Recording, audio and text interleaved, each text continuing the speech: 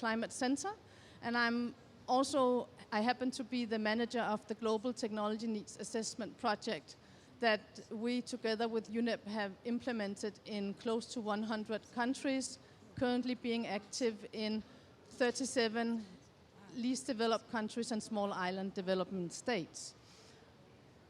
I'm very pleased to moderate this event, and I look forward to what I'm sure will be very extremely enriching discussions in the next 1 hour or so.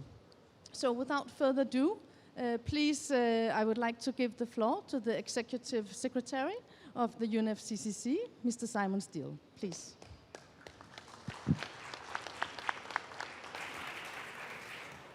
Thank you very much, Sarah. Colleagues, friends, it's a pleasure to be here, surrounded by innovators and experts, the ones helping us get promises off the page and into action by providing the crucial link, the how. On behalf of the UNFCCC, I warmly welcome all of you to this Technology Needs Assessment event.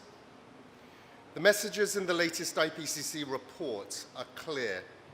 We've made some progress addressing climate change, but not fast enough, and certainly not at the scope and the scale needed.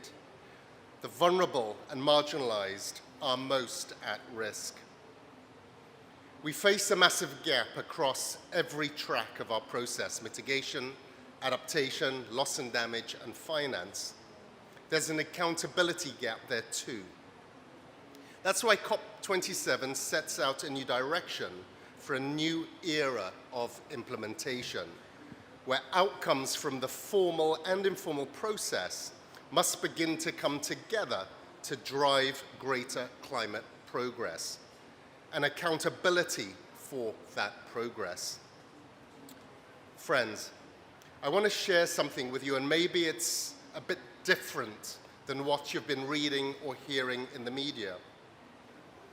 I've been walking these halls, speaking with hundreds of people, and yes, I'm hearing a lot of real concern. The numbers don't lie. We cannot deny we're on the wrong climate trajectory, and we need rapid transformation. But I'm also hearing optimism. There is a sense that despite the challenges, humanity is an ingenious species, capable of incredible progress set against impossible odds. Everything is possible if there is the will. And I'm not just talking about hope. We all need hope, but hope without action is nothing but a dream. We need willingness, the right decisions, ambitious plans with clear targets to achieve realistic goals, while being accountable each step of the way. And we need technology, innovation, research and development at the heart of that. We already have great examples of what is achievable. Mr. Picard, who I've just met, an impressive gentleman, has flown across the world in both a balloon and a solar-powered plane. Many others in this room have incredible achievements to share as well, as do many countries and countless businesses. The progress has been remarkable. The IPCC notes that the costs of several low-emission technologies have fallen continuously since 2010, including solar energy, on- and offshore wind energy, and battery technologies. Electricity systems powered predominantly by renewables are viable. The problem is that the uptake of available, mature, clean technologies is still lacking in developing countries, including in small island developing states and LDCs. The purpose of this assessment process, of course, is to help change that. And you have all been working extremely hard to do it.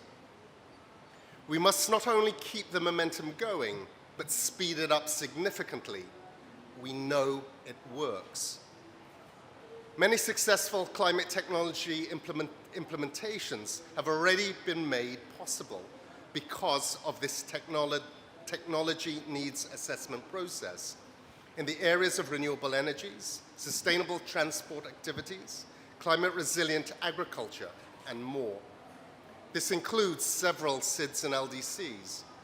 More than 90 developing countries have conducted assessments to address climate change. More recently, many countries have identified climate technology needs in their national climate action plans.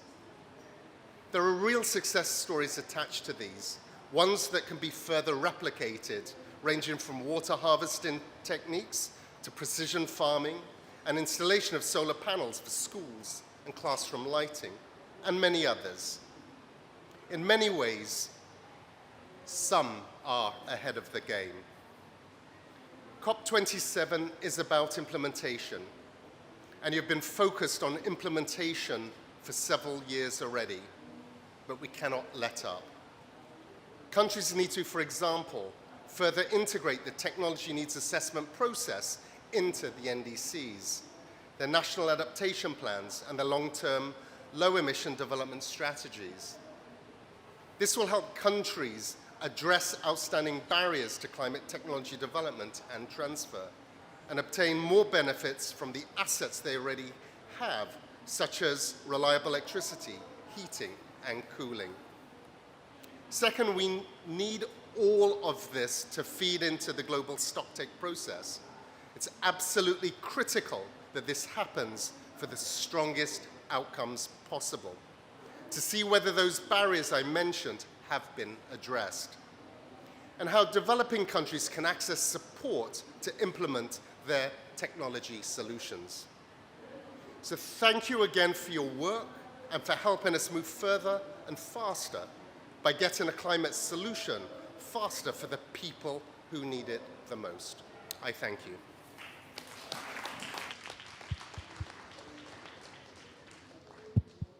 Thank you very much, Simon, for these very inspiring words.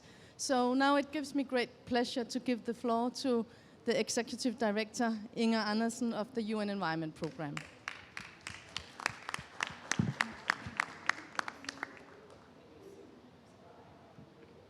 Thank you so much.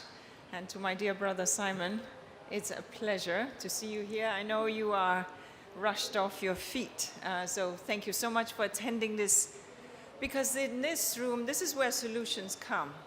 You are here because you sit with solutions and because you are willing to lean in. And that is what is needed at this point. We need to upscale climate technologies in response to that climate crisis. And we at UNEP are very proud that with funding from the Global Environment Facility since 2009, we have supported technology and needs assessments in over 100 developing countries. And that has been really the work of labor of love, because we understand that the solutions that countries have need to be at their fingertips and need to be understood by them. We also get that it's technologies that will get us to make the real CO2 reductions that we need to reach for. And we also get that if countries have those technologies, and of course the financing, that's when the shifts happen. We see in the latest round of assessments that have been made that 70% of the countries that had a technology assessment are actually putting it into and reflecting that in their NDCs. That is very good. And more than 50% of the countries that have completed that TNA, the Technology Needs Assessment, have already begun to adopt a variety of aspects of technology in their overall investment program in energy, buildings, etc. So my first message is we need to upscale this. My second message is that in Africa, as well as beyond, much progress has been made, but we still have some way to go to deploy that technology to meet the climate goals. We at UNEP have had the privilege of supporting 37 African countries to identify their technology needs. And of all of these countries, they all put energy as number one, in part because they do not have 100% access to energy South Sudan has 7% access to modern electricity, Chad 8%. So clearly, and they are hydrocarbon producers, so clearly renewable technologies need to be available with financing. And we are seeing wind, PV, solar, geothermal, bioenergy being uptaken by many of these countries and diffused across the continent and beyond. So yes, there is ground for optimism. The issue is acceleration. But when we look back in 2010, we had 1.1 gigawatt of renewable across the continent of Africa. Today, we have 18.7 gigawatts of renewable installed capacity. So that's a very good thing. My third point is that we need to also, aside from the technologies, we need to think about digital. Digital solutions and digital technologies are absolutely critical to get effective, efficient, and smart solutions that are long-term visionary. And so with the 618 technology hubs that have been established across Africa, that's beginning to happen, but including many incubators, accelerators, innovation, and co-working hubs. But the lack of digital skills amongst the labor force is actually a break. Now, I'm in Kenya, where we have a highly digitalized labor force, so we take some of the continent's countries out, but nevertheless, it is an issue. So there is a need for countries on the education side to invest in the curricula for digital content in the curricula right up the school level, so that these youngsters can be competitive and embrace these solutions. And governments, that's my fourth message, will only drive this progress forward by sharing best practices. And so government need to think this longer term in creating the frameworks that will enable technology. And that includes VAT, import taxation, other instruments that can either enable or frankly slow down some of these technological investments that are very real. It also speaks to deregulation so that you can have fiber optic at a competitive price and that it becomes broad spectrum available. So these are the kind of stories that need to be repeated across the world so that we can see that technology can in fact be enabled as part of the climate solution. And finally, and controversially, there are two mechanisms under the UNFCCC, and everyone speaks about the finance mechanism. But you cannot forget the technology mechanism. And that technology mechanism is largely forgotten. The CTCN has been established under the UNFCCC and provides an absolutely critical platform for technology exchange. But when it was established, it was a check mark that did not come with financing, did not come with steady financing, did not come with the enablement of a budget. But we, UNEP, we're proud to host it. And we go out and we ring doorbells to fund this thing. But let us think about, as we are thinking about establishing other mechanisms, including the Santiago Network. Learn from the CTCN, which is a golden gem, but it is not cash enriched.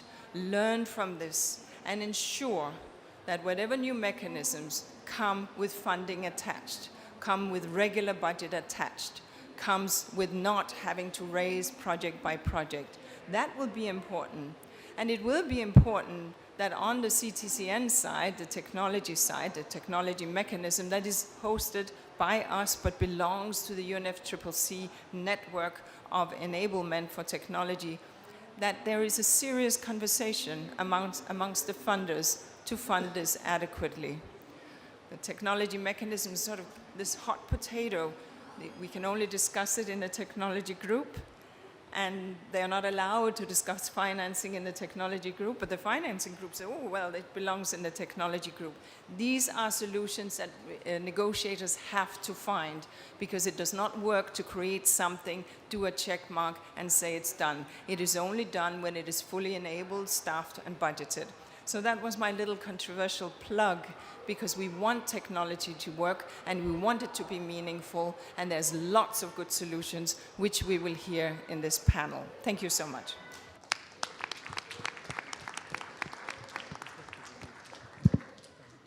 Thank you, really, Inger, for these remarks. And with this, I would like to invite our next speaker, Mr. Bertrand Picard from the Solar Foundation. Please welcome. And may I ask the technicians to put up the slides for the presentation?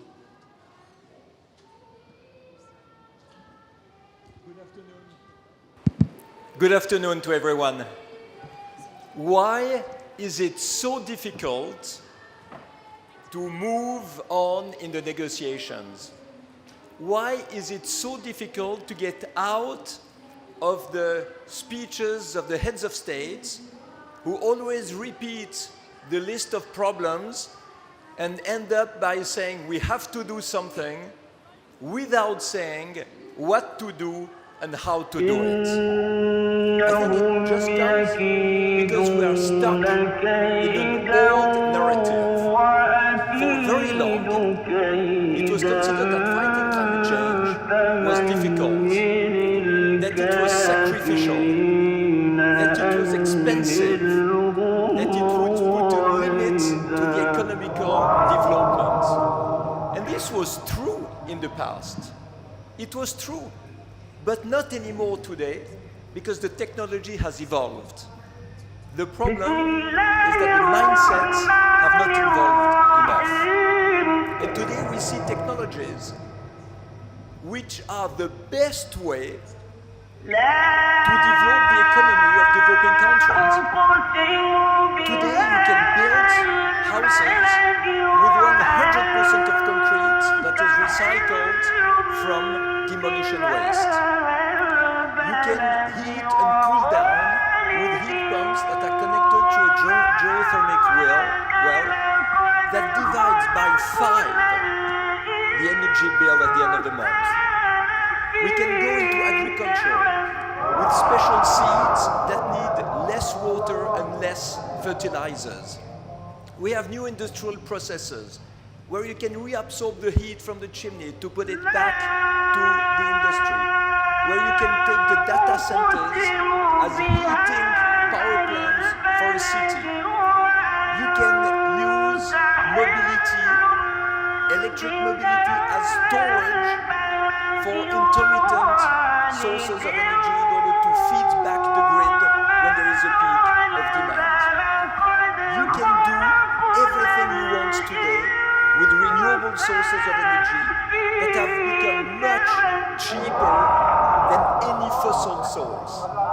The world record today for solar energy is 1.5 cents per kilowatt hour. Can you imagine? It is 4 times cheaper than nuclear, gas, or oil or coal. And this is not in New York, it is in Portugal. Very close to all the countries that can take benefit of it. So when we speak about the climate change negotiations, I think we should be much more into how to implement solutions rather than how to solve problems. Because, you know, when we are inside the problem, we don't know we're in the problem. It's exactly like a fish in the water, he doesn't know he's wet. But when you are outside and you have all these huge bunch of solutions, then you can see where to implement them. And to be credible in what I'm telling you. We have been working in the last 5 years with the Solar Impulse Foundation to identify as many as possible solutions everywhere around the world. Solutions that exist today, not vague ideas for the future. And we found more than 1,400 of them in absolutely every field. And most of them are perfectly valid for developing countries in order to help them also in the economical way. We could stop to speak about climate change and speak only about economical development. All these solutions would be valid. And by the way, they would also save the climate. And this is not a cost. The implementation of the solutions is not a cost, it's an investment. And this is the first thing we learn in the School of Economics. But people tend to forget it. A cost is when you put money and you lose the money. Like with fossil fuels, once you burn them, you don't have the money and you don't have the fuel. But if you install solar power, wind power, biomass, geothermia, hydroelectricity, it's an investment. You get more money than what you have put on the table. So when we speak about all these flows of money, $100 billion and so on, that have to go from the north to the south, of course, if it is money that is going just to be spent without knowing how it's going to happen, it's not a big incentive to bring the money to developing countries. But if we can put it under the angle of the investment, it will be a win-win-win for the climate, for the countries providing the money, and for the developing countries. And we see that like this, we could be much faster in the negotiations, because we would see all the benefits of fighting climate change instead of all the obstacles. So as a little proof of it, we have made a selection of the solutions for cities, because cities represent 75% of the emissions, but it's also maybe 75% of the solutions. So this guide, I'm going to offer it to you, Simon, because I've been working a lot with your predecessor, with Patricia Espinosa, in the last 5 years. And I'm really happy that we're able to meet. And this, you were speaking of hope. This is a proof that hope is possible. Because hope without proof is just optimism. Hope with a proof is a fact. And with facts we can go very, very fast, and technology helps us for that. Thank you very much.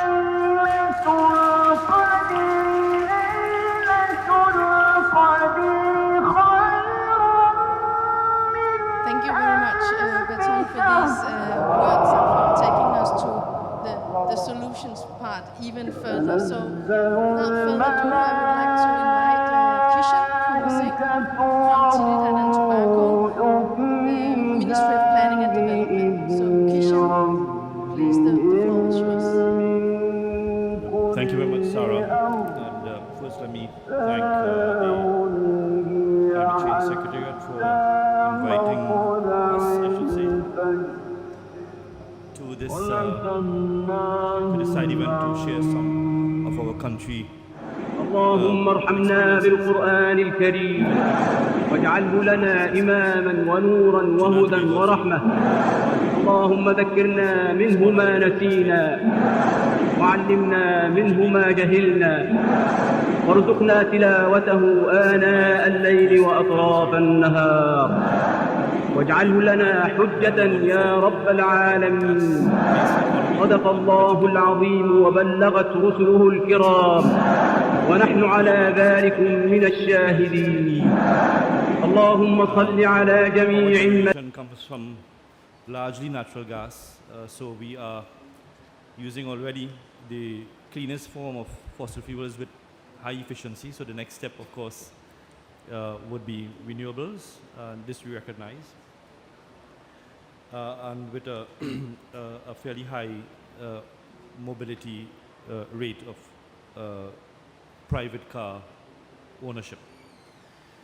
Not surprising, therefore, when we did our nationally determined contribution to the Paris Agreement, these three sectors, power generation, industry, and transportation, came out as the top three emitting sectors. Why am I saying all of this? Is because when we decided to conduct our second technology needs assessment, we focused on the nationally determined contribution as part of as the primary focus for implementation, because we have a commitment now to achieve that those targets. Similarly, we conducted vulnerability assessments based on climate risks and developed intervention options for addressing climate risks in the short to medium term, And therefore, our adaptation approach is not project-based per se, even though some of it will be project. Targeting some long-term goal, because we know now the long-term goal is a bit of a shifting goalpost based on the current trajectory and the rate of emissions reductions. So, and that is consistent with our climate change policy of integrating climate change into the national development planning and process, so that all sectors are developed in the future to be climate resilient. As a consequence of that, we decided to focus on the three vulnerability aspects of the risk assessments, which is basically three sectors, I should say, which is water, agriculture, and human health and water resources. Those being inextricably linked, because they have indirect influences over each other, and solutions in one sector can serve to provide solutions in another sector. So we wanted to maximize the study and come up with interventions and technology applications that could serve to maximize its impact across sectors. So where are we with that? We have completed the technology needs assessment, but we decided to also focus on implementation, as I said. So it's not, we didn't view the TNA as an add-on exercise or something to be considered by someone somewhere. So it was not a checkbox kind of activity. It was actually conceptualized primarily with keeping the climate policy objectives in mind, and that is integrating climate change into national development, which meant the technology component could not be ignored. It had to be integrated where it could. So our NDCs, therefore, also include in the transportation sector an unconditional state-sponsored reduction in the public transport sector based on fuel switching to compressed natural gas. But this was some time ago. Since then, things have evolved, policies have evolved, policy approaches have evolved, and so we now view CNG as a transitionary fuel. It's not the solution, but at the same time, we need to catalyze the transition. And so some things overtook others, and we developed an e-mobility policy, electric vehicle, and while that was being developed, some things overtook that as well. And so we now have fiscal incentives in place to remove all import duties and taxes from electric vehicles. We recognize that in order to facilitate technology and technology transfer, that we have to put in place, I think as Inga said, the necessary administrative, policy, institutional, and legal framework to create the enabling environment, because if you don't have that as a first step, then technology transfer may not take place. Our NDC is priced at $2 billion. We're not going to get that. So we have to understand that while we keep alive the concept of climate finance as a need, we also have to find ways of leveraging other forms of finance to achieve our NDCs and other climate policy objectives. So in keeping with that, we are about to establish or install a 112 megawatt solar utility plant. It will be the largest in the Caribbean. The Prime Minister last year at COP26 committed to increasing that complement, which currently represents 10% about of consumption demand, to 30% by 2030. So we are on a trajectory to now phasing out the dependence on fossil fuel-based power generation, albeit the cleanest fossil fuel, if I could possibly use that term at all in fora like this. So additionally, in the electric mobility policy framework, we have already started to look at the enabling environment. So the policy is now being finalized, subject to some technical barriers that we now have to analyze further. We have established national standards for home charging stations so that consumers, because it's the largest modality of transport in the country, can now plug in at home, augmented by solar rooftop panels, for which the policy framework is also, and legislative framework is also being enabled at the moment. So those are the two sort of broad outputs that we had coming from the technology needs assessment. So Sometimes we hear that the TNA process is just an added burden to countries, especially countries that have capacity problems, because it stands there as a report somewhere on some shelf waiting for someone to implement. So our approach has been, in recognition of that critique, to integrate all of this in one holistic climate policy whole that will inform climate action in the national development process. As a result, then, the challenge now is really to enable price parity for electric vehicles compared to ICE vehicles, internal combustion engine vehicles. And that is also being done through reducing costs, like I said, through PV and feed-in tariff policies that will make it cheaper for consumers to charge their vehicles. And we are moving towards the ultimate transportation potential policy of sustainable transport. That will be electric vehicles charged with renewable energy. And part of capitalizing on the renewable resources we have, because we only have solar and wind, we are also embarking on a wind resource assessment feasibility for onshore and offshore wind with a view to developing bankable data for investment. And in order to inform that investment, we have also developed an NDC investment plan, so we can cost the investment potential for NDC action, including technology components as to what it may require. All of this is being done against the backdrop of the recognition that there is a need to look at the potential socioeconomic implications of the technology shift, of the energy transition, because we are largely petrochemical, as I said, and fossil fuel based. So we have developed a just transition policy of the workforce that will now look at issues related to retooling, reskilling, and reschooling existing workforce to now cater for it, the opportunities that will present itself in the new economy, the green, the low carbon economy. But we have also recognized that the energy transition is not only the transition that will affect the socioeconomic fabric and livelihoods. There's also the impact part of it.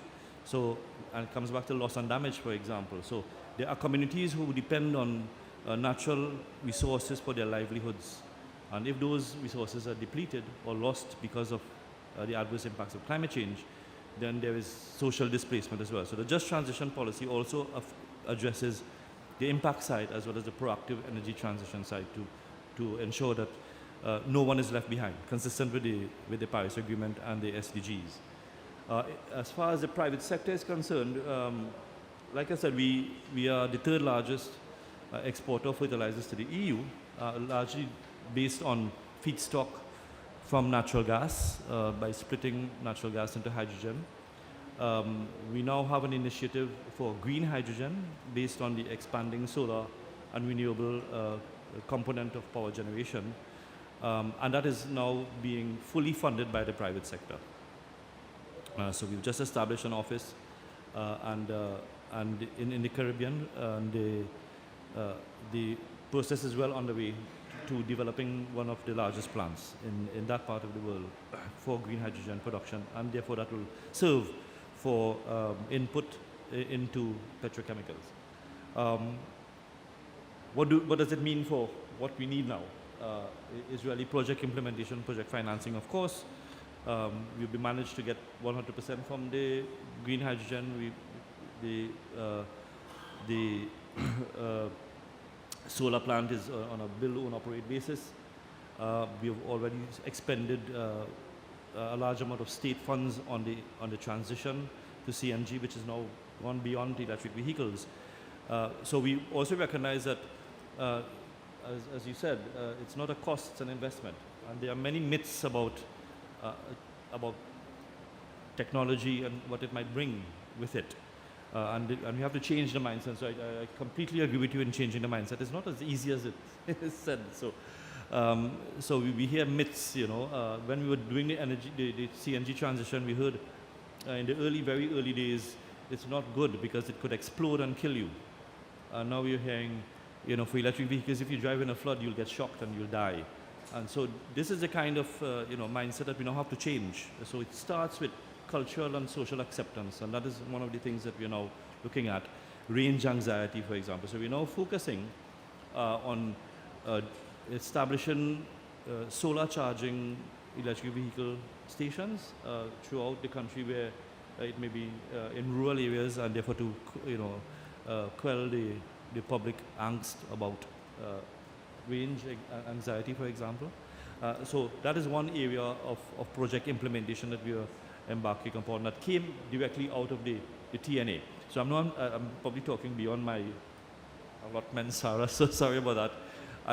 So that was just to give you a context of how the TNA fits into the national climate policy and agenda and action agenda, rather than seeing it as an add-on, but which now redounds to actual action on the ground and project implementation. So we're now focusing on those areas of the NDC and the capacity assessment for vulnerability to climate risks to ensure that we embark on a path of low carbon development and climate resiliency, but taking into full account the technology needs that are required to achieve that, but also fully cognizant of the possible implications of the deployment of those technologies through the just transition policy. So thank you very much, Sarah. Thank you so much, Kishan, and for sharing your experiences with the implementation of the TNA project. But now we come to the real implementation of the priorities. And I think what you share here really also shows the flexibility of the TNA process, which actually takes into account where a country is in terms of current planning and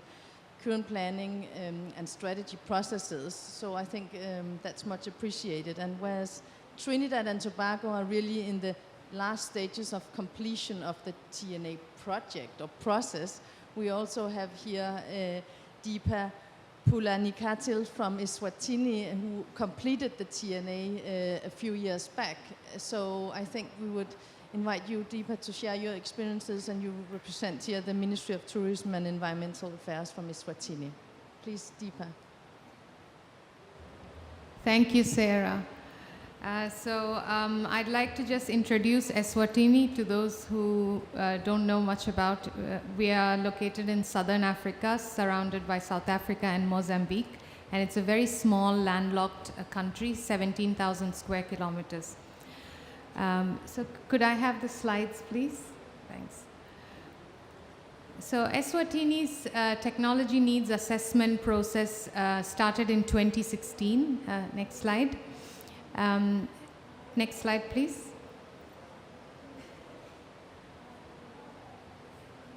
Yes, next. Go on. Yes. So after we submitted our INDC in 2015, we embarked on a technology needs assessment, and it was around that time as well when the country was developing her national development plan. And the TNA process took quite a lot of time. We underwent some changes in the ministry, so it took longer than expected, but it was actually good because that allowed us to do extensive stakeholder engagement and to make sure that we synergized with some of the other national processes. So when we started the TNA, we were actually validating the INDC, and then the NDP was developed. Then in 2020, the NDC was revised. At that time, we were able to utilize some of the information that we had from the TNA process, and stakeholder capacity was also built. So we were actually progressing as we developed the revised NDC. And then after the revised NDC was submitted, we worked on the next NDP because the previous NDP had is expiring this year. So we worked on developing the next NDP, which is from 2022, end of 2022 to 2027. And currently we are developing the costed NDC implementation plan and the MRV tool. And between all of this, we also have the national communication and the biennial update report, the national adaptation plan, And now we will have to produce the long-term low-emission development strategy. Next slide, please. So the TNA process was took a lot of stakeholder engagement. Next slide. And this is one of the slides, one of the photos where the INDC was being validated and the TNA sector prioritization was done, and it was the same stakeholders. So this was a good way to synergize our work. Next slide, please. While doing the sector prioritization in the NDC, the technology prioritization, we were building capacity of stakeholders and consultants in the country and government officials on the methodologies that the TNA was bringing, which is the multi-criteria analysis and the barrier analysis and so on, and also the development of the technology action plan. So capacity building, I think, was a big takeaway for us from the TNA process. Next slide. So we had prioritized technologies in adaptation as well as in mitigation. And to get to this prioritization, we had, I think, around 200 fact sheets of various technologies. So all of that information was available while we were going on to do the TNA and after the TNA to the NDC process. Next slide, please. So this is the revised NDC, and if you compare with the first NDC or the INDC, you can see that we were able to add more sectors. So the capacity that was built during the TNA, the knowledge that we had, the tools that were shared by UNEP DTU at that time, like Climate Tech Wiki and so on, actually helped us to understand the various sectors better. And the revised NDC included more sectors, and therefore it is more ambitious and enhanced. Next slide, please. And during the NDC revision process, we undertook a number of assessments or studies, including risk assessments, gender assessment, analytical studies. And the TNA, of course, was part of the reference material that we used. And it took us 1 year to revise the NDC, holding 44 workshops and supported by various development partners. Next slide. So this is some of the photographs from the NDC process. Partially when we were under lockdown, we did a lot of meetings virtually.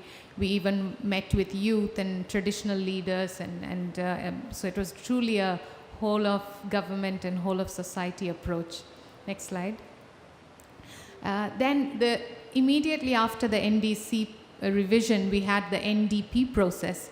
And if you look at our previous NDP, climate change was really not featuring, it was hardly featuring there. So now that all this capacity was built, there was a lot of awareness about climate change. And so when we did the NDP, we got support to make it an NDC aligned, or a climate change, an NDP that is addressing climate change. So along with the economist, who is the main consultant that was putting together the NDP, we had a climate change expert. And so if you read the new NDP, you will find climate change is very much integrated into all the themes. And there's even a separate section where they are checking at how the NDP is aligning to the NDC.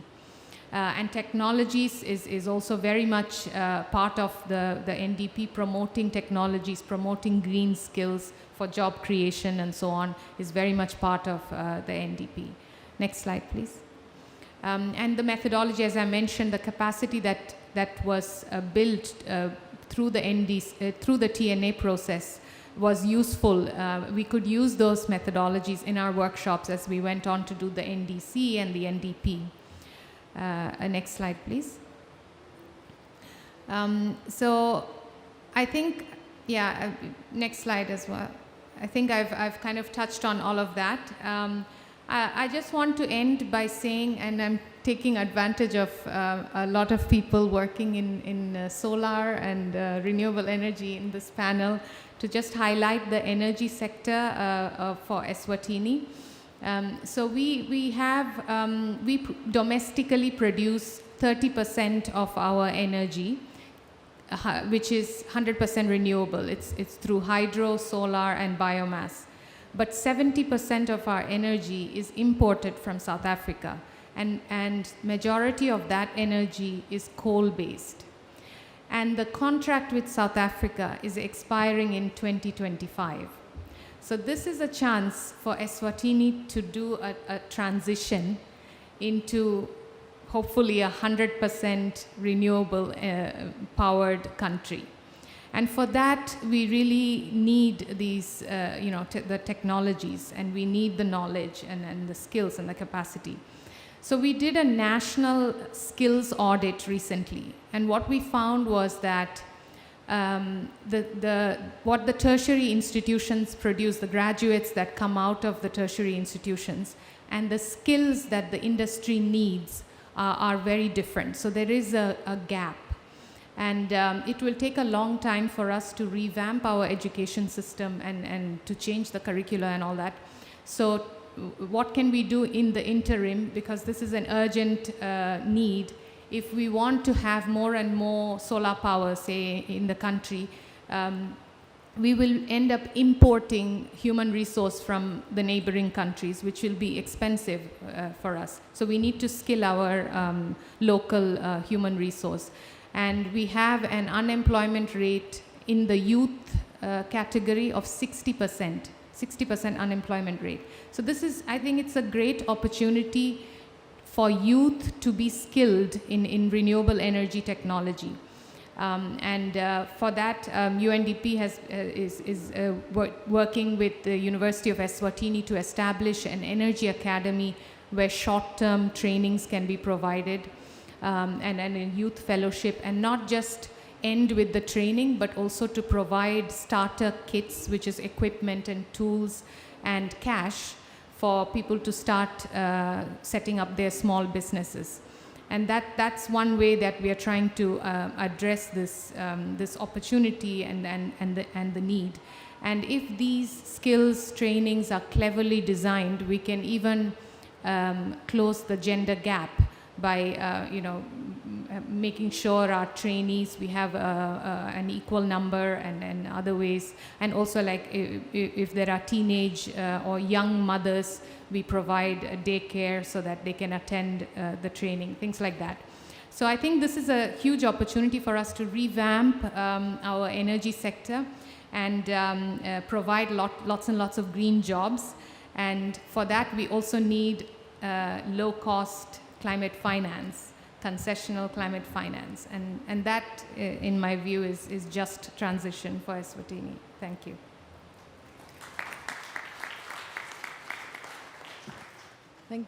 Thank you so much, Deepa, also for sharing examples of how the capacity building from the TNA process has spilled over in other processes, and again, the synergies between planning and strategizing at the national level. So we've also invited now from the GEF, Patricia Marcos Huidobro. So I would actually like to invite you, Patricia, to share some insights on the support from the GEF to the TNAs throughout the years and going forward. Please, Patricia. Good afternoon. Thank you, Sarah. Thank you also to the UNEP CCC technology team for inviting the Global Environment Facility to participate in such a distinguished panel. I have very much enjoyed listening from the stories of implementing TNAs, the barriers that my colleagues faced during the development of the TNA, hearing from the linkages with the NDC, the integration of the TNA within the climate national policy has been really inspiring and really interesting.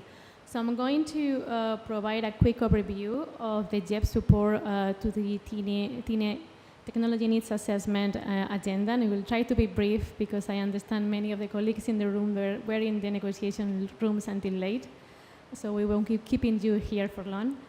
But let me start by saying that the development and transfer of climate technologies has been a cross-cutting priority to the GEF since its establishment in early 1990s, with more than 4,000 US million of GEF resources channels to climate technologies. This includes renewable energy and energy efficiency, which account approximately for 50% of the total funds on climate technology, but also other technologies such as e-mobility and also adaptation-related technologies.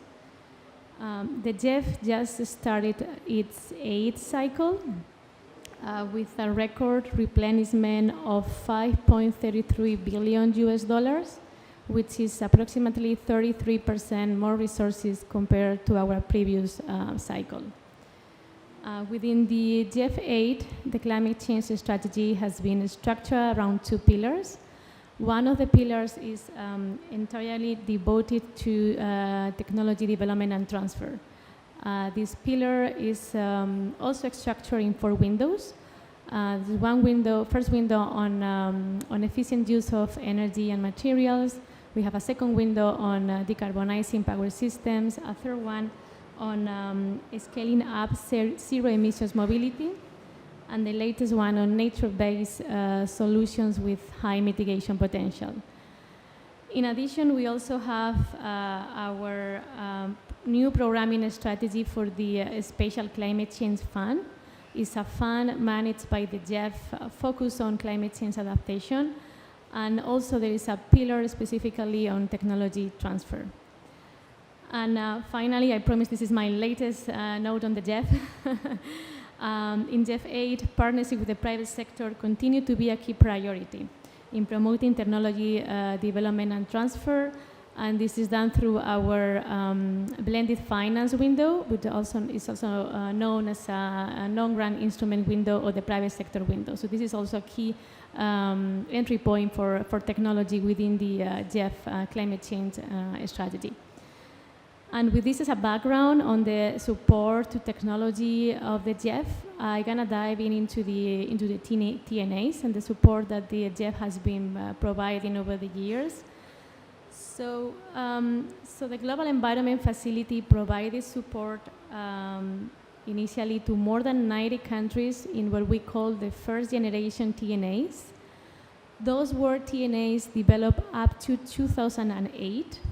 And they are called first generation TNAs because there were a few key elements that were lacking in those first generation of TNAs. Like, for instance, there wasn't any barrier analysis, there wasn't any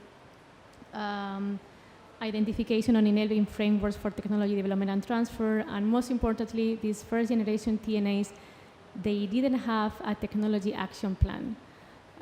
So for those of you who are not familiar, a technology action plan is a plan for the uptake and transfer of prioritized technologies within a country.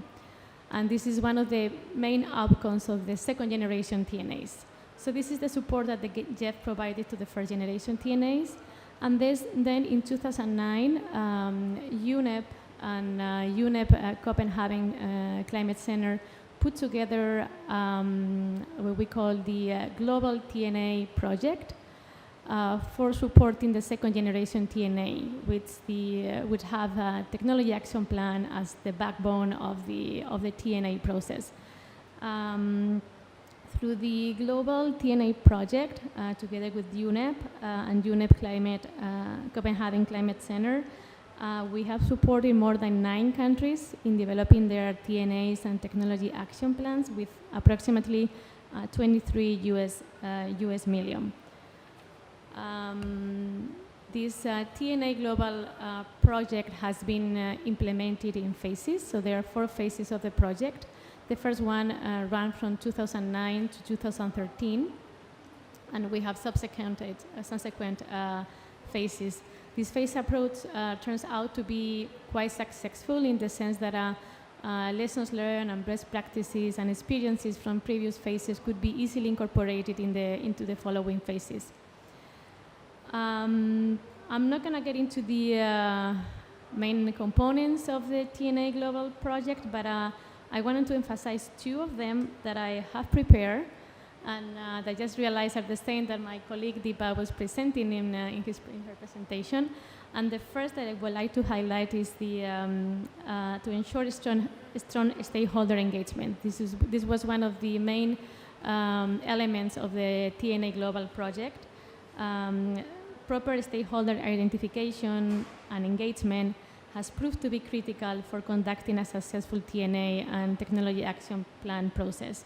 So we have a strong focus on engaging all stakeholders within the TNA process. And the second element that we would like to highlight is capacity building.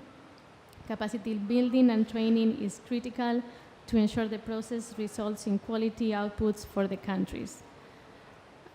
This was particularly true for phases 3 and 4 of the TNA Global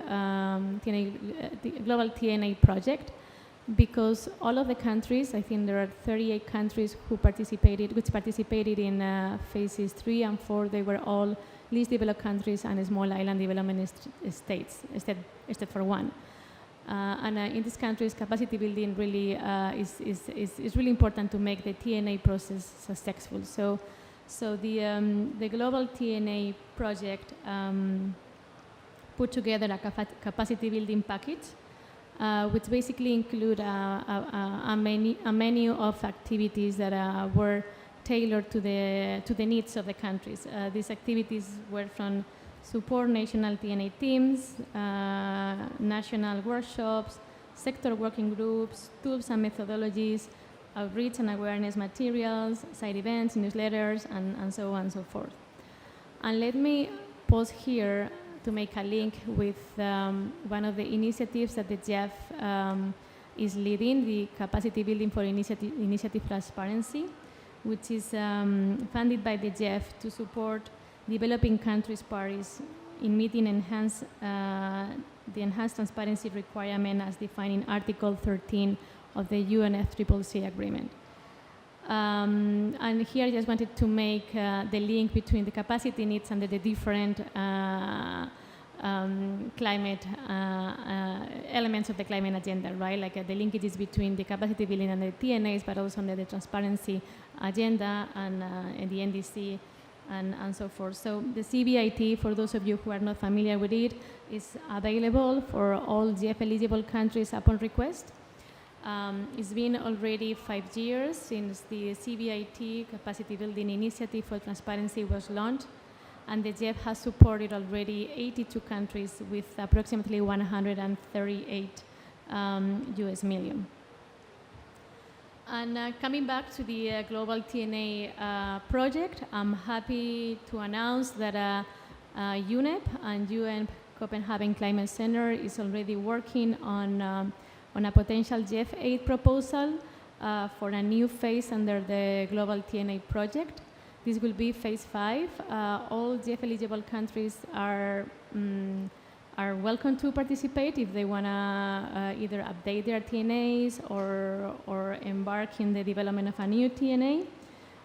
More information will be sent to GEF operational focal points, but also to UNFCCC focal points and the national designated entities very soon. But I think the timeline is like the first semester of submit the proposal to the GEF in the first semester of 2023, more or less. And we already have 7 countries which have so interest in participate. And with this, I'm coming to the end of my presentation, but I wanted to make a final remark. On the importance of working on TNAs, updating the TNAs as there should be a live document which is updated regularly based on country progress, needs, and also on the fast-changing technology world. But most importantly, and very much in line with the topic of this COP, the COP for implementation, is to move from the actions that have been identified in the TNAs and the technology action plan to move to the implementation of those actions, right? To really be able to contribute to the climate goals and the overall climate agenda. And here I would like to highlight a successful example of a country who moved from the action to the implementation, and it's Cambodia. Cambodia developed their TNA. Their TNA was part of the global TNA project. Under their technology action plan, one of the actions that they identify was the need to achieve large-scale adoption of renewable energy technologies and build adaptive capacity in the agriculture sector. So what Cambodia did with these recommendations of actions from the TNA, they put together a really successful project within the GEF that is GEF funded. It's a 16 million project with 5 million from the GEF resources that will benefit approximately 10,000 smallholder farms by providing biodigesters and small solar energy systems. So this is just an example of some projects that are moving from action to implementation, and they are using the results of their TNA to really pave the way towards a more sustainable and more sustainable future. So just wanted to share this example on how the TNA can act as a building block for mitigation and adaptation actions, and lay the foundations for the necessary scaling up and development of adaptive capacity. So with this, we would love to see countries come into the GEF with approaches, with ideas of how to move from actions in their TNAs to real projects and implementation. And we look forward to seeing all of you soon. Thank you, everyone. Thank you. Thank you very much, Patricia, for sharing some information and insights from your side. And now I would actually like to open the floor for questions. So I hope you have some energy left for questions. I know it's been a long night and early morning for many of you, but I can see that our colleague here has a first question. Please introduce yourself. Hello, I'm Vladimir Hetzel from technology team of the Secretariat. I'd like to ask you, Bertrand, this question also last time at the side event, but there were many other questions, and I'd like to ask the same question Kishan. You know that when you're changing priorities to people regarding clean energies, it's not so easy. These are usual population and not people we see here. Many people just don't know. In many countries, the public awareness is not there, not even in some European countries, and in many developing countries, people don't know, this is not their priority. If they have many even unclean energy choices, they go for it for price or any other reasons. Now, the question is to both of you, what is your experience? What may be a game changer in thinking of people that they put clean energy usage and sustainable life more as a priority? I know it's coming from generation to generation, but a little bit to accelerate what we have now. Because I personally meeting this daily, that public awareness is still missing, and it's a big topic. Thank you very much for sharing your experience with this with us. Both. Because Kishan has also experience from his country, probably, on that same level. I believe that we have to adapt our language to the people we want to convince, which means that if you are speaking to a rich country, maybe you have to show that shifting to clean energy is more easy than what they think. And you have to show what are the ways to implement it in a way that can be cleaner, because actually, if they would like, as a rich country, to be fashionable, they will be admired if they go into clean energy, maybe even if it's a bit more expensive. So it has to be easy and fashionable. Now, if you speak to a company, the companies have very strict rules and a lot of weight of habits and so on. So I think here you have to show what is the role of leadership. I've been speaking to CEOs who were saying, we would like to show the example because we want to be the leaders in this type of energy. It's not necessarily because it's clean, it's not necessarily because it's profitable, but we want to be the leaders in that way. Now you speak to developing countries. You cannot tell them that it's easy, you cannot tell them that it's clean. You need to show that it's profitable. Really profitable, and more profitable than anything else. I've been hearing about a statistic that's really made me think a lot. The poorest countries in the world get poorer and poorer every year because they need to buy and to import fossil energies from abroad, paying with foreign currencies. So for the commercial balance, it's a nightmare. The money is clearly lost.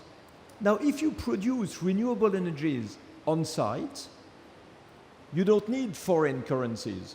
It's not money that is lost. It's an investment, maybe an investment from abroad, but that's okay. You can share the profit. And then you will have a complete different aspect, because instead of having a centralized production, a thermal power plant, making electricity and distributing this electricity with wires that never reach the periphery. And this is actually why we have so many people with no access to electricity. Instead of this centralized system that doesn't work in a lot of countries, we need to go for decentralized. That means you make very small production of energy everywhere. And this is only possible with renewable energies. You can put a windmill everywhere. You can put solar cells everywhere. Every farmer can produce biomass. Everyone can make a hydroelectricity turbine into a small river, you know? And like this, you shift from a country that is losing money every year for the energy into a country that is independent, producing its own energy with local benefit, with local job creation, with local development.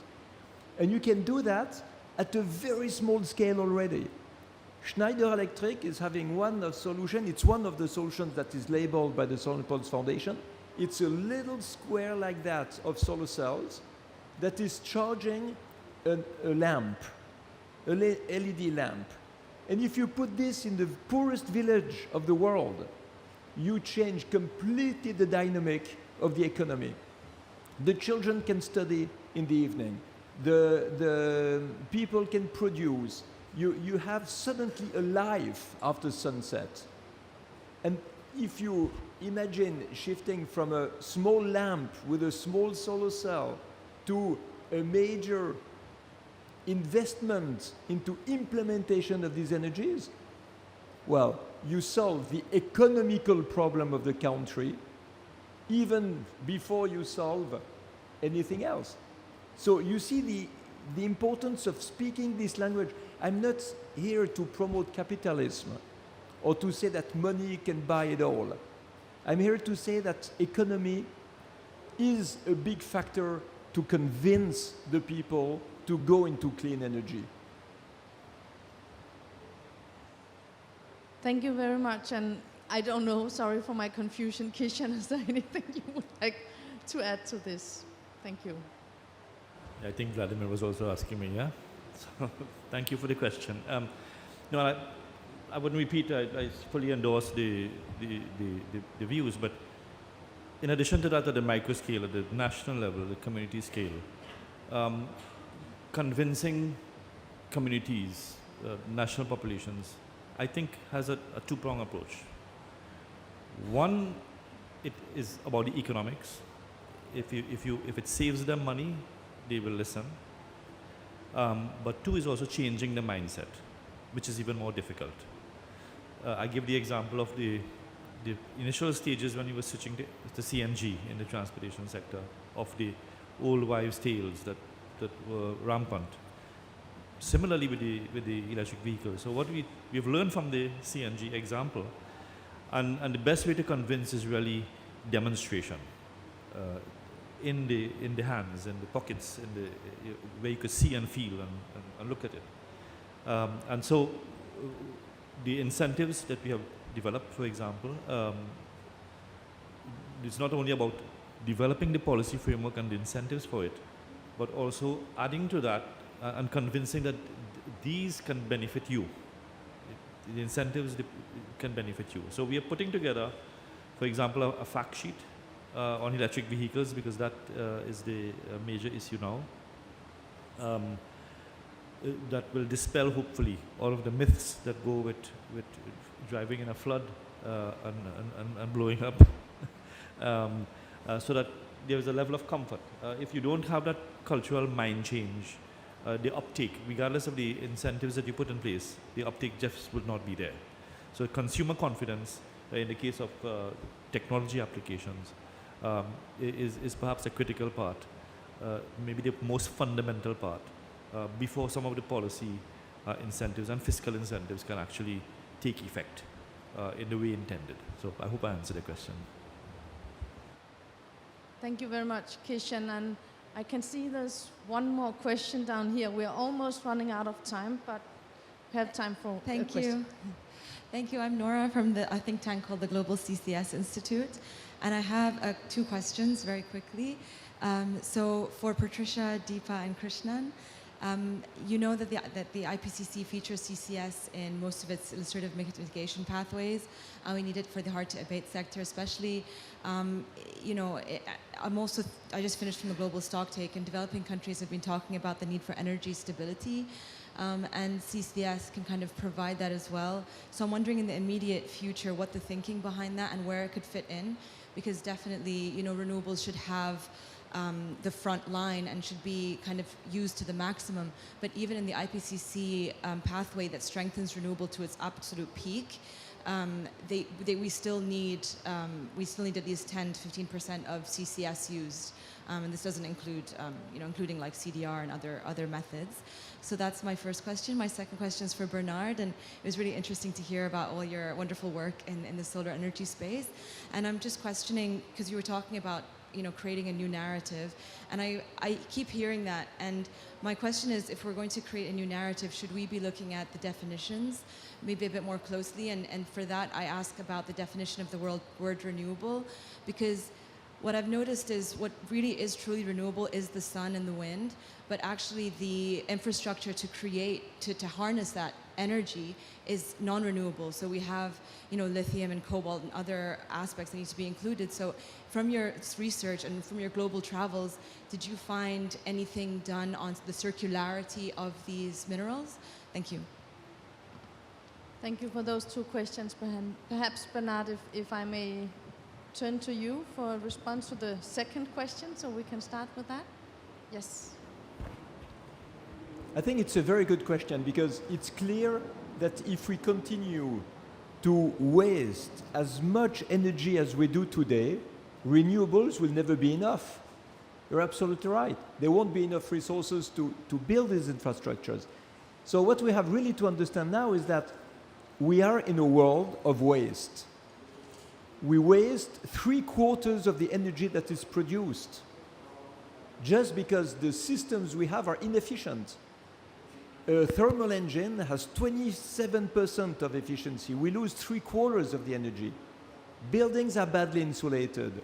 Heating systems and cooling systems are completely inefficient.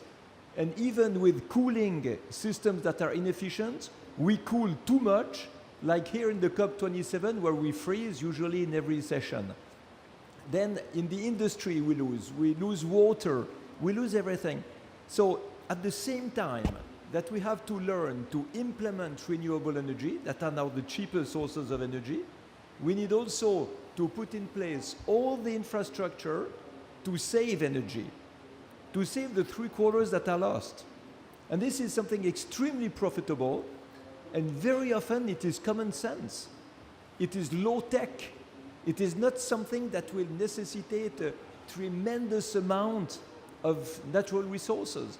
You can make insulation for buildings, even in the skyscraper, with grass. You know, you can recover the heat from the chimney of the industries. You use the data centers to heat the city. You can recycle, purify, save water.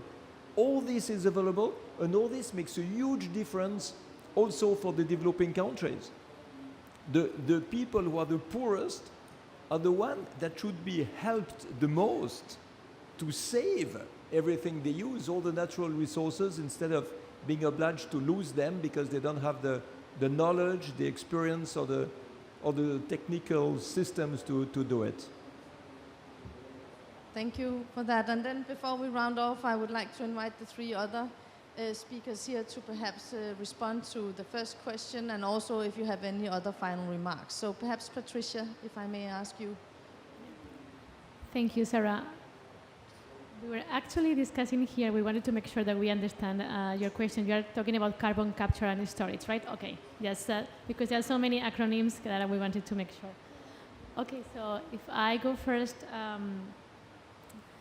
I mean, from our experience working more on a more upstream level, I think it's really important to, whenever there is a new technology that is not well proved, I mean, we need to involve academia, we need to involve all of the stakeholders. It's really important, all the environmental and social aspects of any new technology that is deployed. Make sure that they are environmentally safe for the communities as well around, and the social aspect is also really important when you are working in remote communities. So engaging all the stakeholders from the local to the more academia, research and development, and also private sector to align funds, I think is really important for any technology that is emerging, to make sure that they are deployed in a really safely manner. This is from a more upstream perspective. Thank you for that. Deepa, do you want to take the floor? I don't think I can say something from Eswatini's side, because we're still at a very early stages. Say even just to do wind mapping and studies on wind energy, we haven't yet got there. So we still have a long way to go.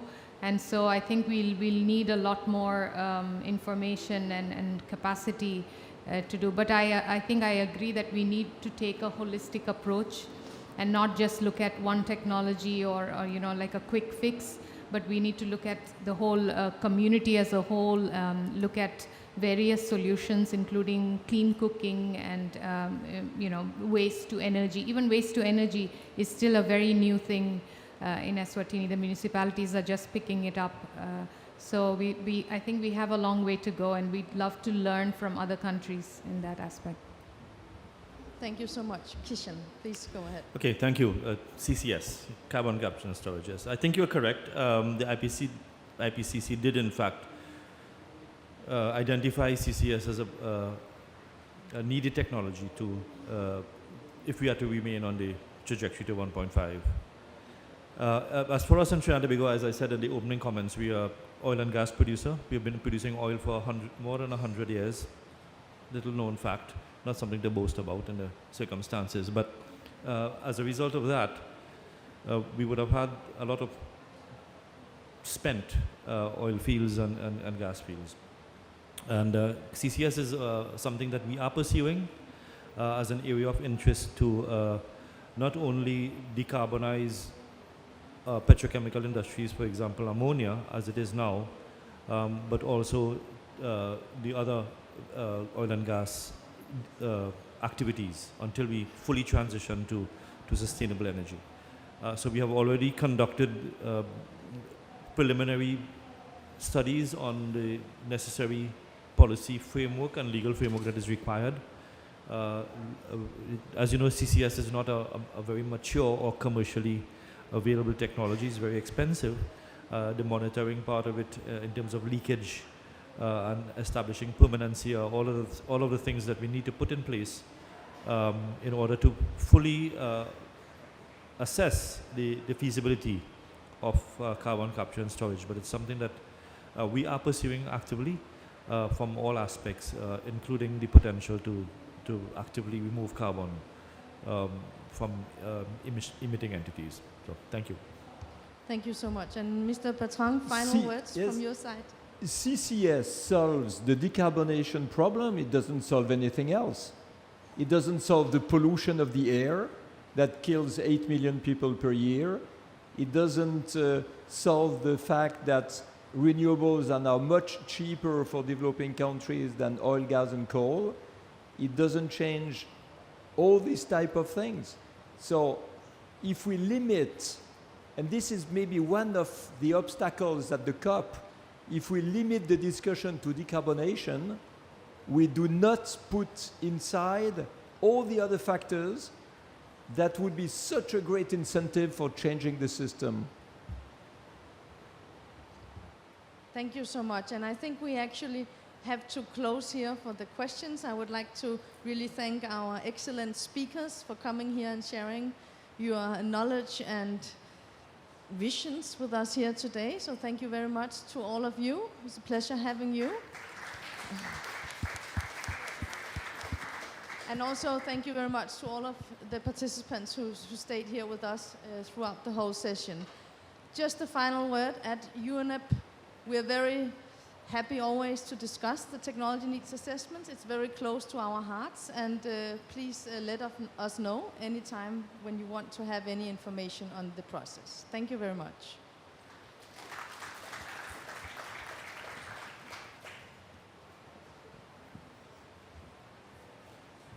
Thank you so much. Thank you.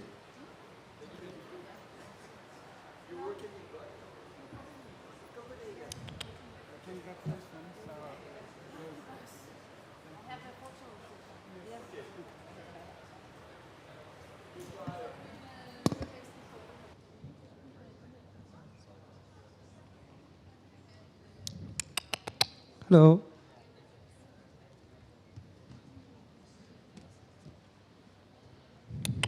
Hello.